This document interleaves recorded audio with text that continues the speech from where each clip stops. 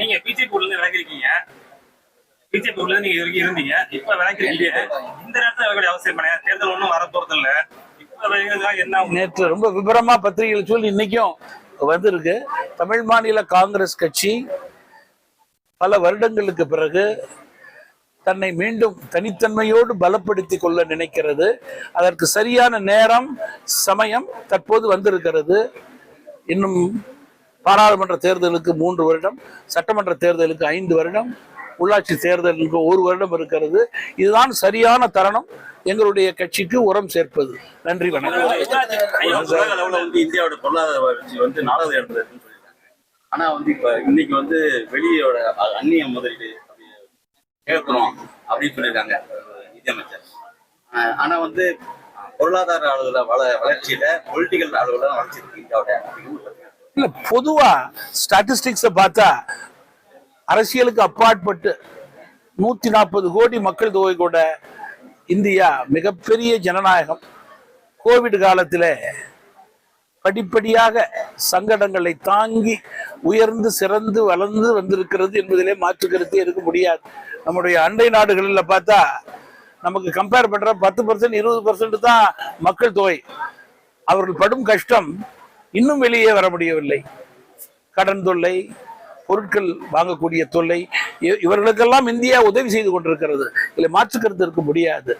நீங்க கோவிட் காலத்தை கம்பேர் பண்ணா இந்த 6 வருட காலத்துல படிப்படியாக பொருளாதார ரீதியாக நாம் உயர்ந்து கொண்டுதான் இருக்கிறோம். இல்லை, மாற்று கருத்து கிடையாது. மேலும் உயர வேண்டும், சிறக்க வேண்டும், வளர வேண்டும். இந்த போரெல்லாம் இருக்கு பாருங்க, இதன் அடிப்படையிலே பல சங்கடங்கள், பல தொந்தரவுகள். இதை தாண்டி மத்திய அரசு பொருளாதார நிலையை உயர்த்த வேண்டும், பெட்ரோல் டீசல் விலையெல்லாம் குறைக்கக்கூடிய உயர்ந்த நிலையை ஏற்படுத்த வேண்டும் என்பதுதான் எங்களுடைய வேண்டுகோள். போதும் சார். இந்தியா மிகப்பெரிய ஜனநாயகம். இந்த ஜனநாயகத்துல தனி மனிதர்களுக்கு நிறைய சுதந்திரம் இருக்கிறது. இந்த கட்சியிலிருந்து அந்த கட்சிக்கு போகலாம், அந்த கட்சியிலிருந்து இந்த கட்சிக்கு போகலாம். தேர்தலுக்கு முன்பு ஒரு கட்சியில் இருந்து எதிர்த்து வேலை செய்யலாம், தேர்தலுக்கு பிறகு ஆட்சியாளர்கள் இருக்கின்ற இடத்திற்கு போய் அவர்களோடு இணைந்து கொள்ளலாம். அதனால இதெல்லாம் ஜனநாயகத்தினுடைய மாண்பு. இதை இதை இதை ஜனநாயகத்தினுடைய மாண்பு. இதை தினந்தோறும் எல்லா கட்சிகளும் சந்தித்துக் கொண்டிருக்கிறது, பார்த்து கொண்டிருக்கிறோம். விலைவாசி மாநில அரசு கட்டுப்படுத்த, மத்திய அரசு கட்டுப்படுத்த விலைவாசி இல்ல, பொதுவா மத்திய மாநில அரசுகள் என்று தனிப்பட்ட முறையிலே குறையெல்லாம் சொல்ல நான் விரும்பல. இப்ப போர் சூழல், பல பிரச்சனைகள், இதெல்லாம் இப்ப முடிவு வரக்கூடிய நல்ல நிலை ஏற்படும் என்று நம்புகிறேன். உலக அளவிலே இது எல்லோருக்கும் தேவை, எல்லா நாடுகளுக்கும் தேவை. இந்தியாவும் அந்த வகையிலே பொருளாதார ரீதியாக உயர வேண்டும், பொருட்களுடைய விலை குறைய வேண்டும், மக்கள் சந்தோஷமாக இருக்க வேண்டும் என்றுதான் நாம் வேண்டிக் கொள்ள வேண்டும். குழந்தைகள், பெண்கள் தொடர்பான பாலியல் தொல்லை தொடர்ந்து கொண்டே இருக்கிறது. அதை முடிவுக்கு கொண்டு வர வேண்டியது ஆட்சி பீடத்தில் இருக்கின்ற அரசாங்கத்தினுடைய கடமை. சமீப நாட்களாக குழந்தைகளை வெளியிலே விடுவதற்கு கூட பெற்றோர்கள் அச்சப்படக்கூடிய சூழல் ஏற்பட்டிருக்கிறது. இந்த அச்சத்திற்கும் பயத்திற்கும் காரணம் கஞ்சா கலந்த பொருள்கள், அது மட்டுமல்லாமல் குடி, டாஸ்மாக் போதைப் பொருட்கள் தான். இதன் அடிப்படையிலேயே கொலை, கொள்ளை, கற்பழிப்பு போன்றவைகளெல்லாம் தினமும் நடந்து கொண்டிருக்கிறது. சென்னையில் மட்டும் எவ்வளவு நாளில் 24 மணி நேரத்தில் 12 குற்றங்கள் நடைபெற்றதாக எதிர்கட்சி என்ற முறையிலே அரசை குறை கூற விரும்பவில்லை. தப்புக்கள் நடந்து கொண்டிருக்கிறது என்று தொலைக்காட்சியும் பத்திரிகையும் கூறுகின்றதே நான் கூற விரும்புகிறேன். மக்களுக்கு பாதுகாப்பு கொடுக்க வேண்டியது அரசாங்கத்தினுடைய கடமை. இது போன்ற தவறான செயல்களுக்கு இரும்பு கரம் கொண்டு அடக்கக்கூடிய நிலையை ஏற்படுத்த வேண்டும். அரசு முதல் உரிமையாக இதிலே தனி கவனம் செலுத்தி இதற்கு முற்றுப்புள்ளி வைப்பதற்கான உயர்ந்த நிலையை ஏற்படுத்த வேண்டும் என்று தமிழ் மாநில காங்கிரஸ் கட்சியின் சார்பிலே கேட்டுக்கொள்கிறேன். தவறு செய்பவர்களை நேரடியாக பார்த்தால் ஷூட்டட் ஆர்டர், அவர்கள் உயிரோடு இருக்கக்கூடாது, அதுல மாற்று கருத்தே இருக்கக்கூடாது, அவர்களுக்கு யாரும் வாதாடக்கூடாது. மிருகத்தனமான செயல்களில் ஈடுபடும் போது வேறு வழி இல்லை. 3 வயது பச்சிளம் குழந்தை நினைத்து பார்க்க கூட முடியவில்லை, இரவிலே தூக்கம் வருவது கிடையாது. இது போன்ற நிலை இருக்கவே கூடாது. இந்த நிலைக்கு காரணம் தனி மனித ஒழுக்கம் தான். தனி மனித ஒழுக்கம் கெடுவதற்கு காரணம் போதை பொருள், குடி. இதற்கு முற்றுப்புள்ளி வைக்க வேண்டிய அரசாங்கத்தினுடைய கடமை. தயவு கூர்ந்து இருகரம் கூப்பி கேட்டுக்கொள்கிறேன். இதனை முதல் பணியாக எடுத்துக்கொண்டு இதற்கு முற்றுப்புள்ளி வைக்க வேண்டும் என்று தமிழ் மாநில காங்கிரஸ் கட்சி வேண்டி கேட்டுக்கொள்கிறது. ஆட்சி மாறணும், ஆட்சி மாறினாங்க பத்தி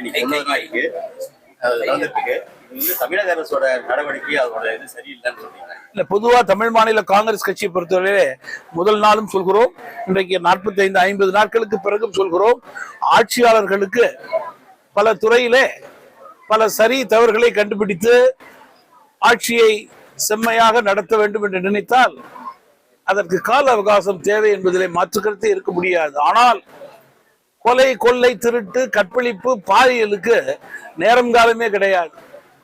உடனடியாக ராணுவ ரீதியாக இரும்பு கரம் கொண்டு அடக்கக்கூடிய விஷயங்கள், அதில் மாற்றுக்கருத்தே இருக்கக்கூடாது. அதுதான் அரசாங்கத்தினுடைய இன்றைக்கு முதல் உரிமையாக இருக்க வேண்டும்.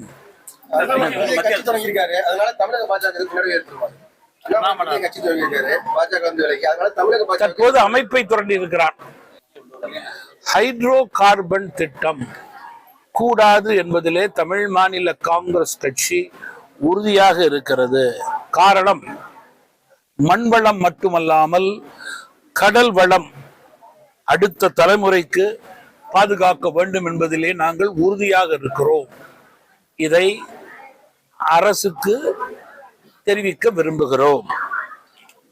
மேகதாது அணை கட்ட அனுமதிக்க கூடாது. விவசாயிகளுக்கு இந்த மண்டலம் பாலைவனமாகிவிடும். எனவே இரு மாநிலங்களுடைய உறவு பிரச்சனை மட்டுமல்ல, உயிர் பிரச்சனையும் கூட என்று தமிழ் மாநில காங்கிரஸ் கட்சி குறிப்பிட விரும்புகிறது. தமிழக அரசு இதனை விவசாயிகளுடைய எண்ணங்களுக்கு 100% பூர்த்தி செய்யக்கூடிய நிலையை ஏற்படுத்த வேண்டும் என்று கேட்டுக்கொள்கிறோம். விவசாய கடன் முற்றிலும் தள்ளுபடி செய்ய வேண்டும் என்பது விவசாயிகளுடைய எண்ணம் மட்டுமல்ல, தமிழ் மாநில காங்கிரஸ் கட்சி தொடர்ந்து இதன் சார்பிலே பத்திரிகை வாயிலாக, தொலைக்காட்சி வாயிலாக தெரிவித்துக் கொண்டிருக்கிறோம். தண்ணீரும் ஜூன் 12ஆம் தேதி திறந்து விடாத சூழலிலே விவசாயிகள் கஷ்டத்திலும் நஷ்டத்திலும் இருக்கிறார்கள். எங்களது கோரிக்கையை ஓரளவு நிறைவேற்றும் வகையிலே இன்றைக்கு தற்போது தமிழகத்தினுடைய முதல்வர் விவசாயிக்கு நலன் பயக்கின்ற சில அறிவிப்புகளை செய்திருக்கிறார் என்ற அறிவிப்பு வெளிவந்திருக்கிறது. விவசாயிகளுக்கு அது 100% பயன் தர வேண்டும் என்று நம்புகிறேன். இல்லை என்றால் விவசாயிகளுடைய குறைகளை 100% தீர்க்க வேண்டியது அரசுடைய கடமை என்று நான் கேட்டுக்கொள்ள விரும்புகிறேன்.